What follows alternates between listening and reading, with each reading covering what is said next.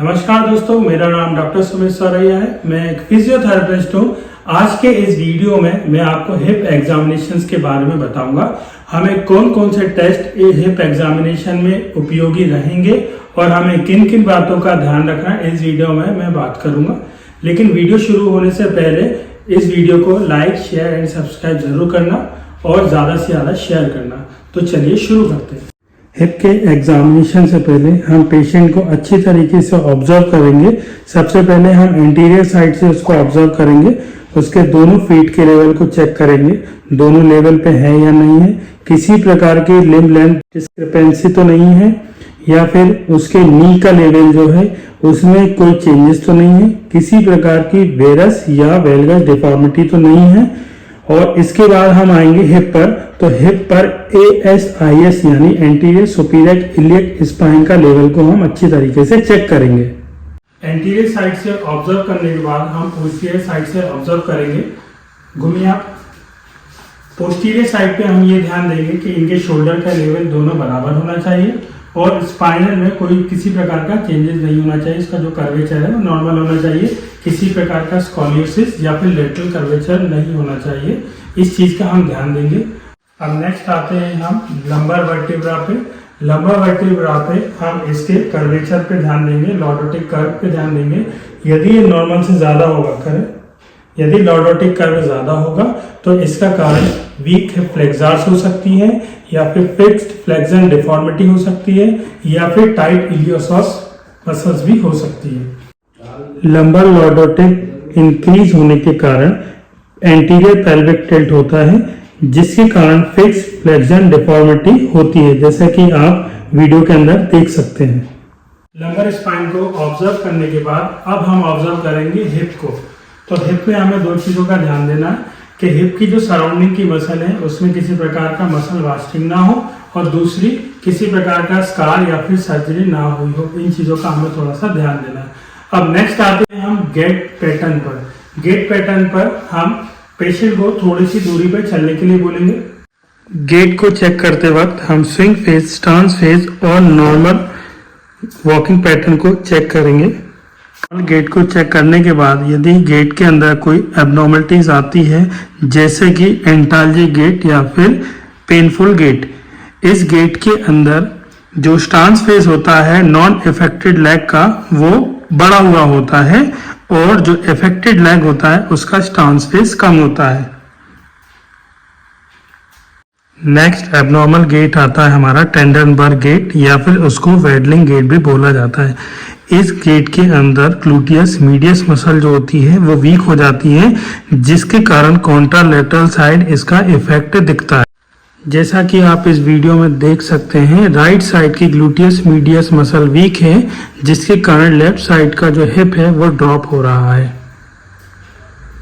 टेंडनबर्ग test को perform करने के लिए हम हिप के एंटीरियर सुपीरियर इलियक स्पाइन यानी ASIS को ऐसे होल्ड करके रखेंगे।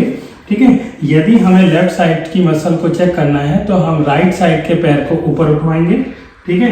यदि हमें राइट साइड की मसल को चेक करना है तो लेफ्ट साइड के पैर को ऊपर उठवाएंगे। इस बीच में हमें ये ध्यान देना है कि कहीं से आपका हिप जो है वो ड्रॉप ना हो। जैसे यदि लेफ्ट साइड में पैर उठाइए, ठीक है, यदि राइट साइड की मसल वीक होंगी तो ये लेफ्ट साइड की ओर ड्रॉप होगा। एबनॉर्मल गेट को देखने के बाद अब हम पाल्पेट करेंगे। हिप जॉइंट को पाल्पेट करने पर यदि ग्रेटर टोकेंटर पे यदि हम पाल्पेट करते हैं, ग्रेटर टोकेंटर को पाल्पेट करने पर यदि दर्द होता है तो मैक्सिमम चांसेस ये होते हैं कि उनको ग्रेटर टोकेंटर पर्साइटिस हो सकता है। तो ये चेक करने के लिए हम ग्रेटर टोकेंटर पे ऐसे थोड़ा सा प्रेशर अप्लाई करेंगे। यदि पेशेंट को इसमें पेन फील होता है तो मैक्सिमम चांसेस उसको ग्रेटर टोकेंटर पर्साइटिस के हो सकते हैं। कई बार हिप के अंदर जो पेन होता है वो रेडिएटिंग भी होता है, जो कि पेल्विक रीजन के कारण या फिर लंबर स्पाइन के कारण भी हो सकता है। तो इस चीज को चेक करने के लिए हम क्या करेंगे, एंटीरियर सुपीरियर इलियक स्पाइन पे डायरेक्ट प्रेशर नीचे की ओर लगाएंगे। यदि पेशेंट को इस बीच में किसी प्रकार का पेन या डिस्कम्फर्ट फील होता है तो उस कंडीशन में मैक्सिमम चांसेस ये होते हैं कि प्यूबिक डिस्फंक्शन सिम्फाइसिस हो सकता है। अब नेक्स्ट आता है हमारा फिक्स्ड फ्लेक्शन डिफॉर्मिटी। इस चीज़ को देखने के लिए हम पेशेंट को साइड बाय साइड देखेंगे। इसमें इस साइड से भी देखेंगे और उस साइड से भी देखेंगे कि किसी प्रकार की कोई फिक्स फ्लेक्शन डिफॉर्मिटी तो नहीं है। ठीक है, ये जो पैर है इसका अच्छी तरीके से बेड से कांटेक्ट में होना चाहिए। ठीक, यदि इसमें आप स्पेशल टेस्ट लगाना चाहते हैं तो इसके लिए आप स्पेशल मॉडिफाइड थॉमस टेस्ट का यूज भी कर सकते हैं। इसके अंदर हमें क्या करना पड़ता है, पेशेंट को एज पे लेके आते हैं। पेशेंट को एज पे लाया जाता है और पेशेंट को लेटा दिया जाता है बेड पे। इसके जो पैर रहेंगे दोनों वो नी से फ्लेक्स रहेंगे। ठीक, सबसे पहले हम क्या करेंगे, एक फिस्ट बनाएंगे, मुट्ठी बनाएंगे जो कि लंबर स्पाइन के नीचे हम रखेंगे। ठीक है, पेशेंट से बोलेंगे कि जो मूवमेंट है वो नी टू चेस्ट मूवमेंट होगा। पैर मोड़िए आप। ठीक है, जब आप ये इस पोजीशन पर पेशेंट के पैर को लेके आएंगे तो जो आपका लंबर लॉर्डोसिस है, जो लंबर कर्व है वो क्या डिसअपियर हो जाएगा और आप देख सकते हैं जो लेफ्ट साइड का हिप है वो बेड से अच्छे से कांटेक्ट में है। ऐसे ही हम दूसरी साइड करेंगे। पीछे लाइए, उठाइए। ठीक है, इसके अंदर भी आप देख सकते हैं कि जो लंबर कर्व है वो डिसअपियर हो गया है और जो राइट साइड की हिप है वो बेड से अच्छे से कांटेक्ट में है। किसी प्रकार की कोई अबनॉर्मलिटीज हमने इस टेस्ट में नहीं देखी, तो ये टेस्ट नेगेटिव होगा। यदि ये टेस्ट पॉजिटिव होता है, आप नीचे देखिए, यदि ये टेस्ट पॉजिटिव होता है तो उस कंडीशन में क्या होता है, जैसे मान के चलिए मैंने राइट साइड का आपको पॉजिटिव टेस्ट यदि मैं आपको बताऊं तो कैसे हमें फील होगा, हमें कैसे समझ में आएगा। तो उसके लिए क्या करेंगे, हम लेफ्ट साइड के पैर को ऊपर उठवाएंगे। ठीक, जैसे ही आपका लंबा कर्व डिसअपियर होगा वैसे ये पैर हल्का सा ऊपर उठा दिखेगा आपको। तो ये साइन होते हैं फिक्स्ड फ्लेक्शन डिफॉर्मिटी के। ये मैंने आपको राइट साइड में दिखाया। ये टेस्ट आपको बताता है कि ये पॉजिटिव है या नेगेटिव। अब नेक्स्ट आते हैं हम पैसिव मूवमेंट की ओर। तो पैसिव मूवमेंट में हम क्या करेंगे, हिप को 90 डिग्री फ्लेक्शन करेंगे। हिप को 90 डिग्री फ्लेक्शन करेंगे और हिप का इंटरनल और एक्सटर्नल रोटेशन करेंगे।